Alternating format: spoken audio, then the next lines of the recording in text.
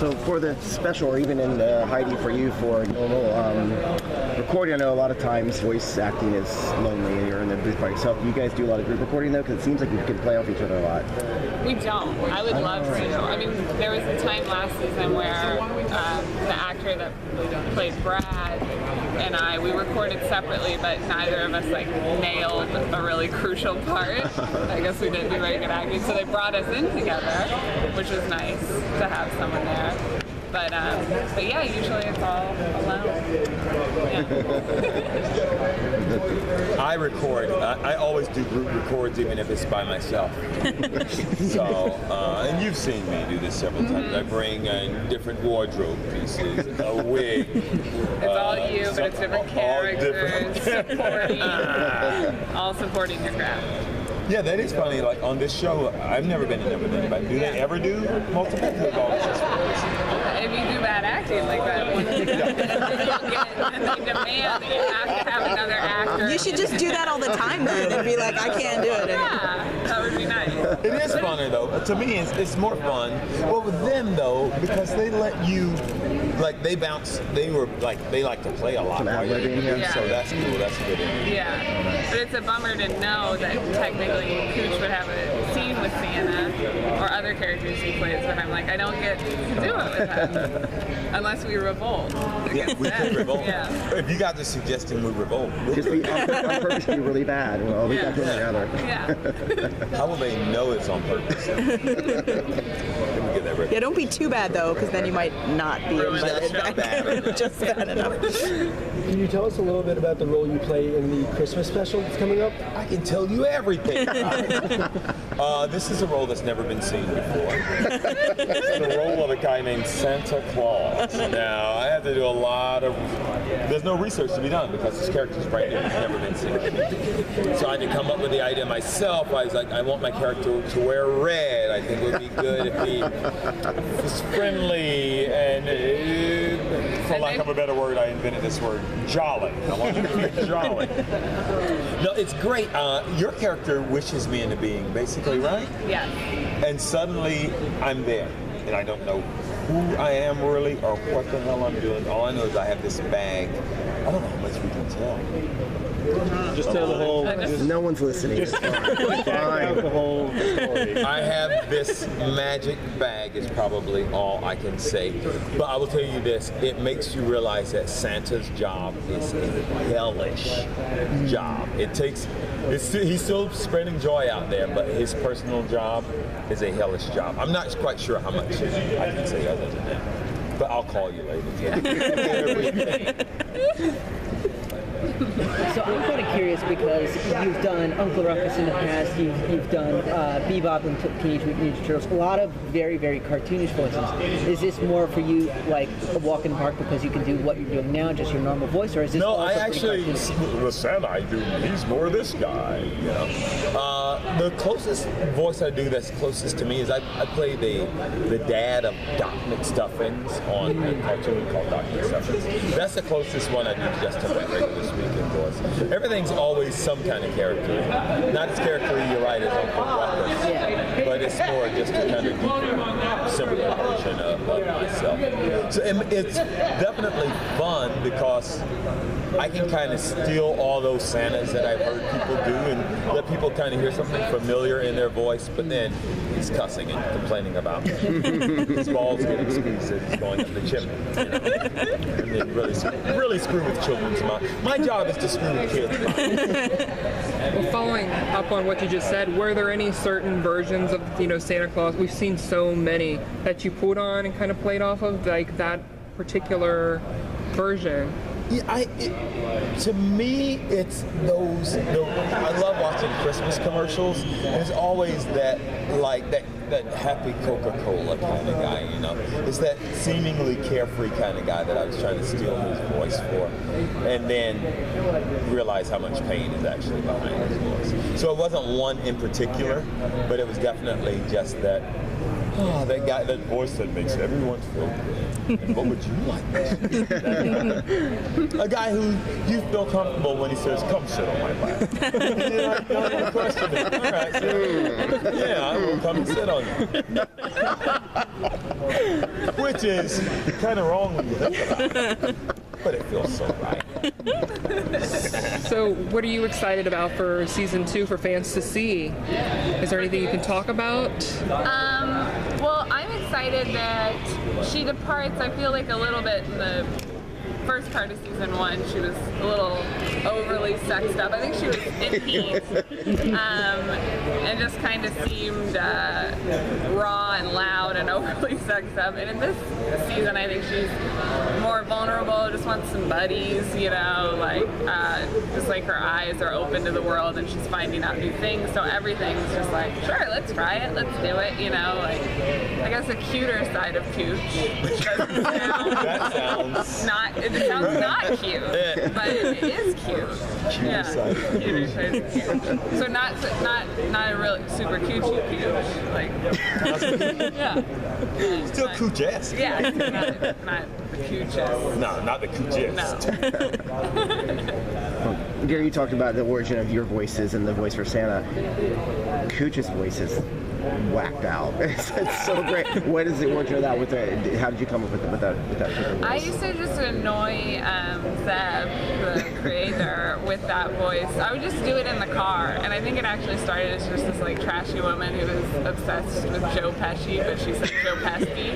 And What would she say about Joe? she was like, you know, Joe Pesci, him and Scorsese, they met at the Book of the Ropo, and then that's when they started talking about movies, and he was at Pesci was just a dishwasher at Buka. And Zeb would just like get to a point where he was just like, shut the fuck up. And then he was writing the show, and I think the Cooch character, I don't even know if her name was Cooch at first, but she was like a Catwoman archetype, and she was supposed to have like a sexy Catwoman voice. And then as he was writing it, that's when he was just like, hey, you remember that shit garbage voice? Would you try that? He's like, I've been trying to sell it to the network, and they've been shaking their heads, but if maybe I can record you. So then he recorded me riffing. I think I was riffing on like pumpkins or something. Just talking nonsense, which is what she is. And is that a true story about Joe Pesci? That is completely true to Pesci. And then De Niro happened to stumble into that buka. Wow. And then that's how Goodfellas came from there. You know which buka? Upper East Side buka. Upper East Side. Trashy but knowledgeable. Yeah. Well, I'm curious about the Christmas special. Was that something you found out about before you started working on season 2, or was that kind of you were already in the process of season 2 and then they came and said, we're doing Christmas special? And I think the Christmas special was the first thing we heard about. And then season 2. Yeah. what was your reaction when you heard that you're doing, a Christmas special from? No. I do not do any special. She called me and said, I will not do this. No, because And I said, you're right. because it's wrong. It's not okay to do Christmas specials. But no, I was excited. Yeah.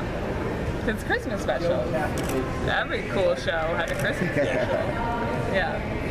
Now I can't think of. You want to be part? No, all.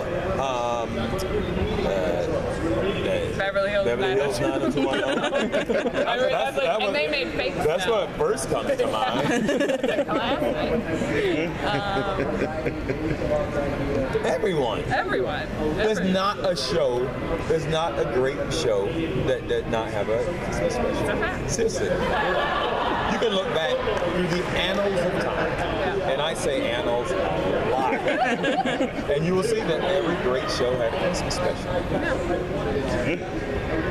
It's our turn. So Heidi, I actually wanted to ask because I saw that you were previously in the Groundlings, and I'm just kind of curious of how scripted your part is, how much improv you get to do, how much you get to stretch and flex those muscles, or is it pretty much like Zeb knows that kind of voice, knows what Cooch would say, and just be like, this is exactly how you're going to say it? You get to improvise some. You do a couple on script, but then in the second season I got to, a little on the first season, on the second season I got to write on the show. So it was just easier, I think, for him to just have me riff in the room when we're writing, and then it's like, oh yeah, that's the direction it should go. Or So would you say that you're one of the biggest forces behind that sort of evolution in character development you mentioned earlier? Yeah, I think so. Just because I mean, as weird as it is to say that Cooch is cute, I do think he's cute and naive, and even though she seems raw and trashy, like just this person that's actually, or not person, cat person, that's just trying to figure out the world and wasn't really brought up properly. So yeah. Would you say you're one of the biggest reasons that the show is successful? Or would you say you're the only reason? I'm the only reason the show is successful. Yeah. And that too is a fact. Yeah, I believe. Yeah. Well, what was it like, going and now becoming in the writing room and having a voice and being able to influence how your character goes in season 2? Really fun. And there was a lot of pressure on it because the other writers would kind of be like, okay, well, how would you describe Cooch? And just like right now, like when you're like kind of put on the spot, it was like these writers were needing like knowledgeable answers from me, and I'm like, I don't know, she's just like a nonsense cat person. And you're like, okay, well, that's not easy to write. But then, yeah, by the end, it was like, I feel like they got her more by just having me like riff on it. Yeah. So yeah, that was fun. You talked about the improv and ad-libbing, and now it's, I know a lot of times there's sort of people improv stuff that shouldn't be in the show, and it's not part of it. I know like Moisture Marsh always did the frozen peas commercial as when he was the brain. He would bust into that sometimes. Do you ever just go into the Joe Pesci story sometimes, or like when you guys have downtime, do you guys just start like, and are those recordings available? I don't know if I've ever gone into the Joe Pesci stuff, but I do try to I try to get my comedy in there a little. Like for Sergeant Agony, I had him make some Homie the Clown references when I was writing. Are you just a big Homie fan? Is that you? Kind of. But yeah. Because I just heard that for the first time on stage today. It's like, what led to that? I'm a fan. And I've been trying really hard to get Zeb to put in any sort of I wanted to do a Cooch subplot where, like in like Scooby-Doo or 70s cartoons, it seemed like the Globetrotters were always showing up, and I was like, can Cooch somehow enlist the Globetrotters to help her out on something? And he was like, no. And no one else in the writers' room. I was just really trying hard Yeah, I to think get even the Brady Bunch maybe even had the Globetrotters show up or something. Yeah. Gilligan's Island, and they have it. Then the Globetrotters did show up on Gilligan's Island. So usually when I improv that stuff, it doesn't work or ever. Did you get anything on? No, I'm not. No, but I'm so new to their process. It was like all brand new to me. So, and new to their process, and I was just lucky that they do love improv because that's the way you get to this kind of thing. But nothing specific that I wanted to shoehorn in. I did not try to get the Globetrotters. But you did try. Now I know. Yeah. Now I know. Next time I'm like, wouldn't it be wonderful if the Globetrotters? Pull them out of your bag. Now I know. I want the Globetrotters.